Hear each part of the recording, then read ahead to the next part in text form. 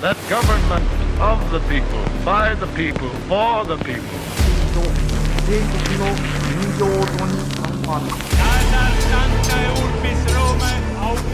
Да здравствует мир между народами.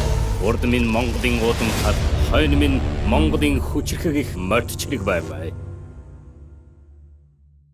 Тэгэхээр өнгөрсөн 9-р сард Польшийн нутаг дэвсгэрт Оросын дронууд хууль бусаар нэвтэрсэн ийм ностой хэрэг гарсан. За энэ явдлын хариуд НАТОгийн зүгээс нэг ширхэг тус бүрэн 400 мянган Америк доллараар бүтдэг. За A9 Sidewinder загварын пуужинг харваж тэдгэр дронуудыг сөнөөсөн. За мөн Балтийн тэнгис орчимд Оросын нисэг онгоцнууд Калининградын зүгт нислэг үлдэх үеэр НАТОгийн харьяалалд байдаг Италийн F-35 сөнөөгч онгоцны эскадрил Туркийн агаарын тагнуулын онгоцтой хамтран гүйцэтгэх ажиллагаа явуулж Оросын онгоцнуудыг олон цагийн турш ажиглан ниссэн байх жишээтэй. Энэхүү ямар ч үр ашиггүй шахуу тандах ажиллагаанд НАТОгийн зүгээс нэг цагт 60 мянган долларын шатхууны зардал гаргасан гэх тооцоо бий. НАТОгийн зүгээс энэ мэтээр асар их мөнгө зарж байхад Оросын улбаны улсын зүгээс дронуудаа дэндүү бага өртгөөр үйлдвэрлэж байгаа нь яг өнөөдөр НАТОгийн хувьд хамгийн том асуудал болон хувираад байгаа. За энэ ч утгаараа НАТОгийн хувьд Оросын улбаны улсын дронуудын хууль бус хэв нэвтрэлтийн эсрэг яг ямар арга хэмжээ авах уу, хэрхэн өртөг багтаагаар энэ бүхнийг зохицуулах уу гэдэг нь маш том асуулт болон хувираад дуудаж байна. Тэгвэл яг энэ асуудлыг шийдэхээр энэ оны 9-р сарын 10-ны өдөр Еврокомиссийн ерөнхийлөгч Урсула фон дер Лайен дронын хан хэмээх нэртэй цоошин стратегийг гарган танилцуулсан юм. За уг стратегийн хүрээнд НАТОгийн зүүн хойд хязгаар буюу Финландийн хязгаараас өмнө зүгт Румын хүртэлх бүс нутгийг бүхэлд нь хамтарсан Оросын дронуудын эсрэг хамгаалалтын цогц сүлжээ байгуулах талаар дурдж байна. За эдгээр бүс нутгуудад хэлийн дагуу асар том хэмжээний радарын цогцлборуудыг дрон эсэргүүцлэгчдийн хамтаар байрлуулж НАТОгийн хэлийг хамгаалах юм. Ямар нэгэн байдлаар төлөвлөгөө гаргахгүй л бол НАТО цаашдаа маш хүнд байдалд орж эдийн засгийн асрыг хохирол амсах нь тодорхой болоод байна. За учир нь Оросын улбаны улсын зүгээс НАТОгийн хэл давуулсан дронууд нь 20 мянга орчим долларт бүтэж байгаа дронууд бөгөөд тэдгээрийг 400 мянган долларын пуужингаар устгах нь үндсэндээ бол тэр чигтээ тэнэглэл юм. Манай өнөөдрийн дугаараар дэлхийн номер 1 урамлын гаралтай ийм үйлдвэрлэгч Himalaya брендийн Tentex Royal хэмээх энд харагдаж байгаа бүтээгдэхүүн хамтран ажиллаж байна. Энэ бүтээгдэхүүн нь эр бэлгийн даавар буюу тестостероны хэмжээг нэмэгдүүлж, цусны эргэлт болон эрч хүчийг давхар нэмснээр эрчүүдийн бэлгийн чадварыг сайжруулах үйлчилгээтэй урамлын гаралтай шилдэг бүтээгдэхүүн юм а. Та бүхэн доор сэтгэгдэл хэсэгт харагдаж буй линкээр орж дэлгэнгүй мэдээлэл авч мөн шууд холбогдох боломжтой. Одоогоос яг 35 жилийн өмнө буюу Зөвлөлт холбоот улс задран унахын өмнө Хүйтэн дайны урт удаан он жилүүдийн туршид өнөөгийн НАТОгийн удирдлагуудын ярьж буйтай ойролцоо боловч арай өөр төрлийн хамгаалалтын систем уг хоёр туйлын хооронд оршдог байв. Хүйтэн дайны он жилүүдэд НАТОгийн гишүүн орнууд Зөвлөлт холбоот улсын зүгээс ирэх пуужин болон нисэг онгоцнуудын дайралтыг илрүүлэх зорилгоор Варшавын гэрээний орнуудын хэлийн дагуу өргөн хэмжээний радар болон хамгаалалтын систем угсарсан байдаг. Тэдгээр он жилүүдэд НАТОгийн хамгаалалт маш сайн ажиллаж байв. Учир нь Зөвлөлт холбоот улсын зүгээс суу загварын цоврал онгоцнууд болон цөмийн пуужингууд асар өндөр өртгөөр үйлдвэрлэж байсан тул хоёр тал хоёул маш их мөнгийг батлан хамгаалах салбартаа зарцуулж байсан. Гэтэл өнөөдөр нөхцөл байдал дэндүү өөр болоод байна. Өнөөдөр хэдэн зуугаар тоологдохуйц хэд жижиг хэмжээтэй нисгэгшгүй онгоцнуудын эсрэг арга хэмжээ авах шаардлагатай болсон. Эдгээр дронууд хэд нам доогуур буюу радараас нуугт нисэх боломжтойгоос гадна өртгийн хувьд хэтэрхий хямдхан бүтдэг. Зөвлөлт холбоот улсын үеийн MiG-29 295 зэрэг онгоцнуудтай харьцуулах аргагүй болсон. Энэ ч утгаараа орчин үеийн дайн ерөнхийдөө дрон дээр тулгуурлах болсон бөгөөд үүний хамгийн тод жишээ нь Украины дайн болон хувирч байна.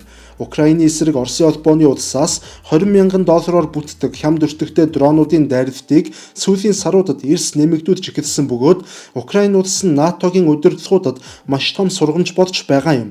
Ирээдүйд Оросын улбаны улстай ч бай, эсвэл өөр улстай ч байх хамаагүй ямартай ч ирээдүйд болох дайн дроны хүчин чадал дээр тулгуурлах болно. Иймээс НАТО ирээдүйн дайнд бэлтгэлтэй байхын тулд дрон эсэргүүцэх өргөн хэмжээний стратеги төлөвлөгөө хөтөлбөр боловсруулах шаардлагатай гэдгээ яг одоо маш сайн ойлгоцгоож байна. Гэхдээ зөвхөн Оросын улбаны улс гэлтгүй Украины талч гэсэн энэ дайнд дроныг маш сайн ашиглаж байгаа. Талууд нэг нэгэндээ дроноор дамжуулан хамгийн хохирлыг учруулж байгаа нь үнэн.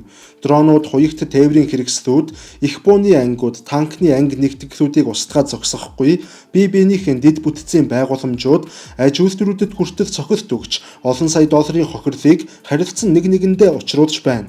Энэ оны 9-р сард Польш улсын нутаг дэвсгэрт Оросын дронууд нэвтэрсэн явдал нь Европын холбооны удирдлагуудыг маш их сандрахсан. Польшийн нутагт нийт 22 ширхэг дрон Оросын талаас нэвтэрсэн гэж НАТОгийн зүгээс мэдэгдсэн. Тэдгээрийн заримыг нь пуужин харваж устгаж чадсан боловч нэлээдгүй хэсэг нь пуужинд устдалгүйгээр бултаж чадсан юм. Гэхдээ яг нарийн тоон тодорхой болоогүй хэвээр байна. Гэтэл яг энэ явдлаас хэдхэн өдрийн дараа Эстони улсын зүгээс Оросын холбооны улсын 3 ширхэг МиГ-31 онгоцнууд тус улсын агаарын хэлийг зөрчсөн гэх мэдээлэл ирсэн. Эдгээр онгоцнууд ойролцоогоор 12 минутын турш Эстони улсын хил дотор байсан бөгөөд Москвагаас ухрах тушаал өгснөөр ухарсан. Харин уг онгоцнуудыг ажиглахаар Италийн F-35 онгоцны эскадрил болон Туркийн И-7T хэмээх тагнуулын болон агаарын орон зай зохицуулах зориулалттай цэргийн онгоц замдаа хөрсөн байдаг. Гэтэл энэ бүхний араас та бүхэн санаж байгаа бол Дани улсын нийслэл Копенхагны олон улсын нисэх буудал болон цэргийн байгууламжууд орчимд үл мэдэгдэх дронууд үзэгдсэн хэрэг гарсан. Үүний улмаас Копенхаген болон Норвегийн Осло хотуудын нисэх буудлууд бүх нисэлгээнд цуцалж аюулгүй байдлаа хангасан. Улмаар 9-р сарын сүүл гэхэд Латвид Оросын холбооны улсын сөнөөгч онгоц болон дрон нийлсэн 6 удаагийн хэлийн зөрчил, Литв улсад 7 удаа, Шведийн хэлийг давсан 2 тохиолдол, Финландийн агаарын хэлийг давсан 4 тохиолдол тус бүртгэгдсэн. Эндээс харуул Оросын холбооны улсын зүгээс Британий онгоц болон дронуудаар НАТОгийн хэлийг давах давтамжаа илүү ойртуулж байгаа нь тодорхой болоод байна. За Москвагийн зүгээс энэ мэт өдөөн хадгалгууд хийж байгаа нь НАТОгийн улс орнууд улс төрийн хувьд хэр нэгдмэл байгаа болон Украинд туслах үүрэг амлалтанд хэр үнэнч байгаа зэргийг тандаж шалгах зорилготой хийж байгаа гэдэг нь бараг тодорхой. За гэхдээ хамгийн гол шалтгаан нь яг цаг тулсан мөчид НАТО хэр хурдан бөгөөд яг ямар байдлаар Оросын эсрэг хэрхэн хариу үйлдэл хариу арга хэмжээ авч байгааг харах нь хамгийн чухал юм а. За НАТОгийн гишүүн орнуудын цэрэг техникүүд хэрхэн хоорондоо уялдаатай ажиллаж хэр богино хугацаанд Оросын онгоц болон дронуудыг илрүүлж байг хэр богино хугацаанд устгах зэргийг харах нь хамгийн чухал. Оросын холбооны улсын сөнөөгч онгоцнууд Эстони агаарын орон зайг давсан үеийг харуул НАТОгийн нисэх хүчин уг явдлаас яг 12 минутын дараа хариу үйлдэл үзүүлж эхэлсэн байдаг. Харин НАТОгийн хариу үйлдэлийн зардал нь 1 цагийн дотор $104,000 өртөгтэй болсон. Тэгэхээр НАТО цаашид энэ маягаар хэлээ хамгаална гэвэл Оросын дайралтанд биш, харин Оросын өдөөн хатгалгуудад эдийн засгаараа сөхрөөд унах шинжтэй харагдаж байна. Энэ ч утгаараа НАТОгийн удирдлагууд дронн хан хэмээх төлөвлөгөөг боловсруулад байгаа юм. Гэхдээ дронн хан нь яг ямар бүтэцтэй байх, түүнийг хэрхэн хаанаас санхүүжүүлэх зэрэг нарийн зүйлс одоогоор тодорхойгүй байна. Ямар ч тач хэлийн шугамыг бүхэлд нь хамарсан радарын цогцлборууд, агаарын хөдөлгөөний зохицуулагч, лазерын зэвсэг, радар устгагч зэрэг зэвсэглэлүүд байх нь тодорхой. Гэхдээ хамгийн хачирхалтай нь уг хамгаалалтын хананда НАТОгийн гишүүнчлэлгүй Молдов болон Украин улсуудыг хамтд нь оруулахар тусгасан нь хамгийн анхаарал татаж байна.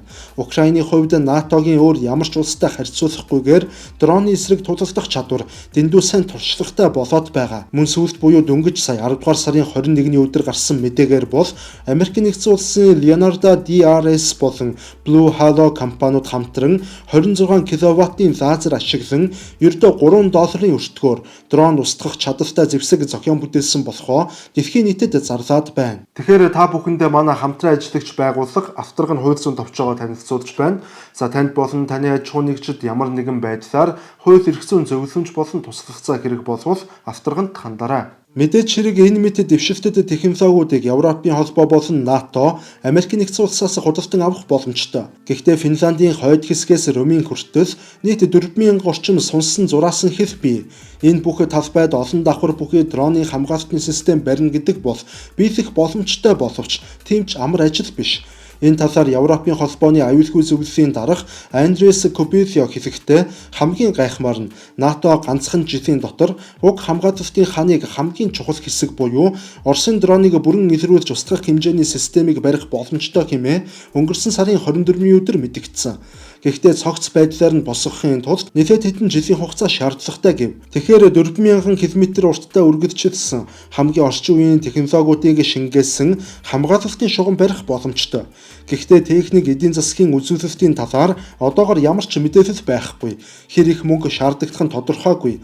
Мөнгөнд үнэ нь тодорхой болсон ч санхүүжилт нь хаанаас гарах нь тодорхойгүй хэвээр байна. Харин санхүүжилт нь тодорхой болсон тохиолдолд энэ бүхнээс цор ганц хамгийн том хожигч гарч ирэх нь Европын холбооны улсуудын зэвсэг болон технологийн компаниуд байх болно.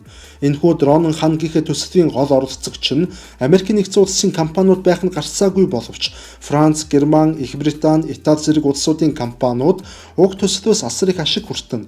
Мөн үүн дээр Европын холбооны биш боловч Өмнөд Солонгос, Израиль, Турк зэрэг улсууд Америкийн нэгдсэн улсаас гадна асар их ашиг хүртэж таарна. Учир нь эдгээр улсууд нь дрон үйлдвэрлэлт болон дрон илрүүлэлт цахим дайны салбарын арвин их туршлагатай улсууд. Ямар ч тач Москвагийн зүгээс Европын эсрэг явуулж буй дронын өдөн хатгалгууд нь эцсийн эцэст Европын холбооны улсуудын эв нэгдлийг зарим талаараа нэмэгдүүлэх алхамж болж магадгүй болоод байна. Эсвэл үнэхээр энэ төсөл нь хоосон цаас болон хувирч зэвсгийн зардлаа дийлхэ болиж бүх зүйлээ талаар өнгөрөхийг ч үгүйсгэх аргагүй. Тэгэхээр та бүхэндээ Европын холбоо НАТО дээр яригдсан хамгийн сүүлийн үеийн дронын ханын талаар мэдээллийг хүргэлээ. За та бүхэнд таалагдсан байх гэж найдаж байна. Ингээд дараагийн дугаараар дахин уулзлаа түр баяртай.